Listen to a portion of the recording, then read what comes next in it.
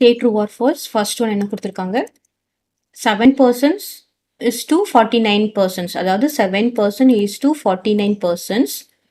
as அப்படின்னா என்ன அர்த்தம், இது இந்த மாதிரி போடுறது தான் as proportionality law satisfy பண்ணதான்னு பார்க்கணும். 11 kg to is to 88 kg.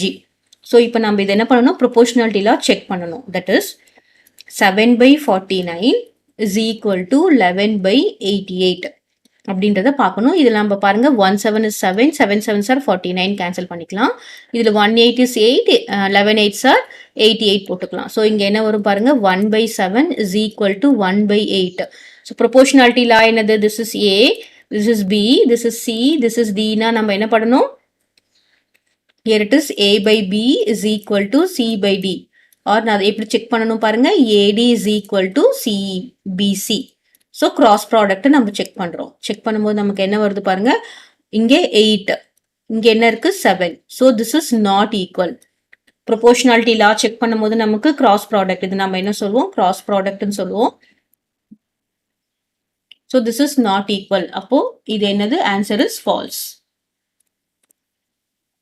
கிளியரா? இப்போ செகண்ட் ஒன் போடலாம். செகண்ட் ஒன் என்ன கொடுத்துருக்காங்க, 10 books is to 15 books. அதாவது 10 is to 15 as 3 books to 15 books. So அதை நம்ம எப்படி எழுதுறோம், 10/15 is equal to 3/15 நம்ம பார்க்க போகிறோம். ஸோ இதை நான் சிம்பிளிஃபை பண்ணிக்கிறேன். 2 5s are 10, இங்கே என்ன வரும், 3 5s are 15, இங்கே என்ன வரும் 1 3 is 3, இங்கே என்ன வரும் 5 3s are 15. அப்போ இதை நம்ம எப்படி எழுதலாம், 2, அதாவது நான் 2ஆல் டிவைட் பண்ணிக்கிறேன். 2 5s are 10, 3 5s are 15. 2/3 is equal to என்னது 1/5. இப்போ கிராஸ் ப்ராடக்ட் செக் பண்ண வச்சுக்கோங்க. 5 2s are how much, 10. Right? இங்க என்ன இருக்கு, 1 3 is 3.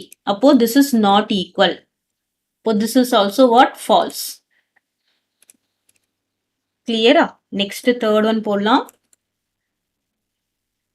If the weight of 40 books is 8 kg, then the weight of 15 books is 3 kg. So this is what, unitary method. இப்போ நம்ம எப்படி satisfy பண்றோம் அப்படின்னு பார்த்தோம்னா, weight of 40 books is 8 kg.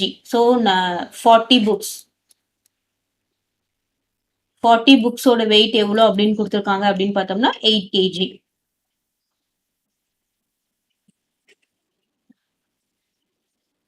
Right? What is the weight of one book? One book is equal to 8/40. அப்போ நமக்கு என்ன கண்டுபிடிக்கிறாங்க, then the weight of 15 books. So 15 books ஓட weight என்ன பார்க்கலாம், weight of 15 books. Weight of 15 books is equal to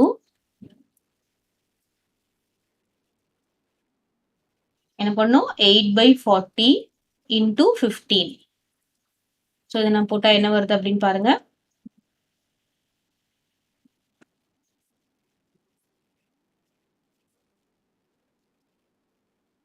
how much, 1 8 is 8, 5 8s are 40, இங்கே 3 cancel பண்ணால் என்ன வரும், 3. So weight of 15 books is 3 kg. நமக்கு இங்கே 3 kg தான் கொடுத்துருக்காங்க. the answer is 2. கிளியர்? பாருங்க, weight of 40 books நான் என்ன எழுதியிருக்கேன், 8 kg எழுதியிருக்கேன். 1 book என்னது, 8 divided by 40. 40 divided by 8 போடக்கூடாது, தப்பு. சரியா? நெக்ஸ்ட் இந்த weight of 15 புக்கு நான் என்ன பண்ணணும், 15 வந்து மல்டிப்ளை பண்ணிக்கணும். மல்டிப்ளை பண்ணா என்ன வருது, 3 kg. So the answer is true. Okay, next fourth one.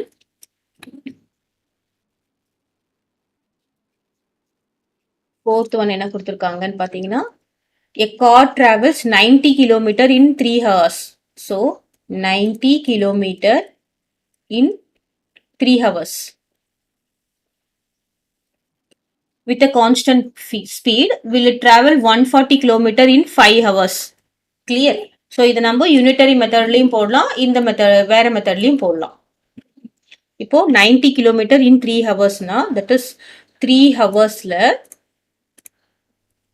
90 kilometre.